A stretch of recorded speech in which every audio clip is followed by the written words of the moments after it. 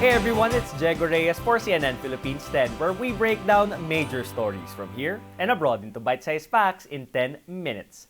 More far-flung areas in the country will have access to free and reliable internet soon. The Department of Information and Communications Technology, or DICT, taps ComClark Network and Technology to bring digital connectivity to over 2,000 isolated areas. DICT and ComClark held a launch and ceremonial turnover of equipment for the Universal Internet Subscription for Geographically Isolated and Disadvantaged Areas project. The overall project amounts to 1.1 billion pesos, already translating to over 4,000 access sites nationwide. The handing over of vital satellite communications equipment is a significant component in the implementation of this project. The UIS-GIDA project involves deploying cutting-edge technologies. ComClark will extend 145 gigabits of capacity to launch this mixed technology project. We are not only providing internet access, but also promoting inclusivity. At the core of the project is the deployment of fiber technology and 2 different satellites for connectivity. Fixed satellites will be used in hilly and mountainous areas, while fiber technology will be deployed in places with viable terrain. In a bid to improve disaster response, 34 satellite on-the-move terminals are also a part of the project and will be sent to far-flung areas. The deployment of SATCOM, or satellite on-the-move terminals, adds a layer of resilience to our efforts. These highly portable antennas will ensure the availability of internet connectivity and emergency communications in times of calamities. The free Wi-Fi connection was tested at the launch in a video call with beneficiaries from Norzagaray in Bulacan. They say the project is a big help since their area has limited to no signal. The DICT has not imposed limitations to the free Wi-Fi for now, meaning it can be used for any website. But the agency hopes users will not abuse it, especially for entertainment purposes.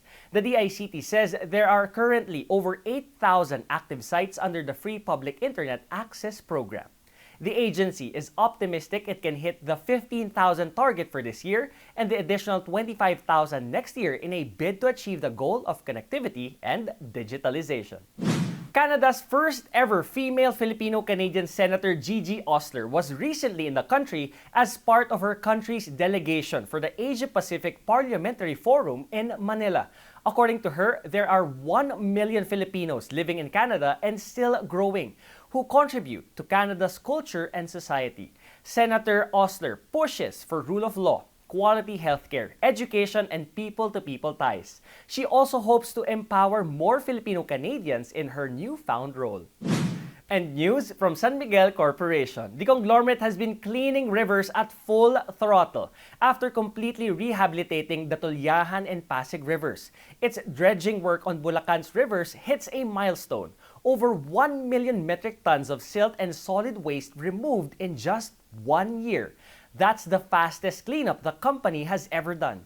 The speed of this achievement is a testament to the dedication of the San Miguel cleanup team and of course the experience gained from our previous dredging and cleanup projects and the pooling of additional equipment and manpower to have an effective and faster result. SMC uses 9 dredging equipment and 90 people to desilt Bulacan's rivers, restore their depth and capacity, and eventually prevent the overflowing banks. The rivers are close to the new Manila International Airport that the conglomerate is building in the province. Bulacan is located in tidal flats near Manila Bay.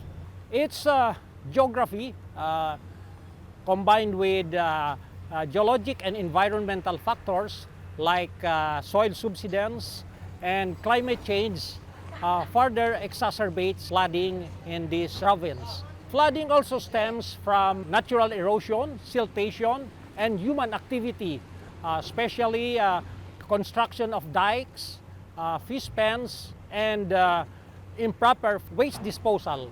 Just last month, SMC signed a deal with the mayors of the province to clean more rivers that extend from the Northern Corridor or North Luzon Expressway up to the south, from May Kawayan City to Marilao to Bukawe and Giginto. But Engineer Ante points out the need for communities to help keep waterways clean. River cleanup is just one of the components of a holistic approach in flood mitigation. The company urges the participation of everyone in helping the preservation of the cleanliness of our rivers to ensure the benefits of future generation. Because most of the rivers in northern Luzon are interconnected. Emptying into Manila Bay, expanding their water holding capacity will help prevent flooding. SMC continues to invest in the cleanup at no cost to the government and taxpayers as part of its advocacy. While the use of machines is already a big step, people are really the stewards that will keep the rivers clean. Filipino digital artist Reby Picazo Ramoso has received a special commendation at the Florence Biennale Art Exhibition in Italy. This is for her masterpiece she dubbed as Remembering Enchantment, which is about a single mother who takes care of her 4 kids with one suffering from cerebral palsy. Reby shares the award is just a bonus because she just wanted to show a mother's love and sacrifices through art. Our relationships with our mothers, the first experiences of eating ice cream, so on and so forth. These are beautiful memories that even if, for example, we belong to a different nationality or race, we instantly recognize these beautiful memories and experiences. Sandra Valde Hansen, the first Filipino member of American Society of Cinematographers, the biggest filmmaker group in the US, proved that being a Filipino is not just based on color, but it also goes along with being skillful and thoughtful. Sandra was born in Miami, Florida from Filipino parents. She graduated at the American Film Institute and was part of some Netflix hits such as The Summer I Turned Pretty and XO Kitty. In 2010, Sandra decided to return to the Philippines to fulfill her dream of teaching aspiring Pinoy filmmakers. I just want to encourage everybody that it's okay, it's going to be hard, but it'll pay off in the end. Alex Ayala wins first runner-up at Kyotech Open in Luxembourg, her last tournament for the year. The 18-year-old tennis prodigy reached the finals but was defeated by French tennis player Océane Dodin. Her best performance was during the semifinals. Though Alex failed to win the championship in this tournament, 2023 was still successful for her, placing in 2 other international competitions and winning bronze medals at the 19th Asian Games. For fans of classic movies, a new Karate Kid film is in the works. This time, it will star both the original Karate Kid, Ralph Macchio, and Jackie Chan, the martial arts mentor in the 2010 reboot. The pair appeared on YouTube Tuesday to launch a casting search for the next young star of the franchise. June 2024 will mark the 40th anniversary of the original film, which spawned 4 other movies. World of Frozen, the first themed park based on the movie franchise Frozen, is now open at Hong Kong Disneyland. Tourists can see the Arendelle Castle, the North Mountain, and Elsa's Ice Palace, among others. Elsa, Anna, and Kristoff are present while a band plays popular songs from the movie. There are also 2 rides in the new attraction. The Wandering Oaken's Sliding Sleighs, where people can visit the Arendelle Castle, and the Frozen Ever After, a boat ride where you can see Sven the reindeer, Olaf the snowman, Pabby Troll, and other Frozen characters. And now for our 10-second trivia. Who is the first Filipino video game character? Anito, Lapu-Lapu, Pac-Man, or Talim?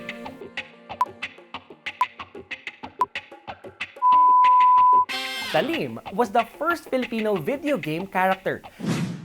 She is also officially known as the first Filipino character in the history of video games, debuting in Soul Calibur 2, released in 2003. In the game, Talim came from a tribe where people could control the wind to perform miracles. She used arnis as her weapon, the national martial arts sport in the country. And that's it for CNN Philippines 10. I am Jego Reyes, giving you news you can use, news you can trust in 10 minutes. Thanks for joining me today, and see you again next time.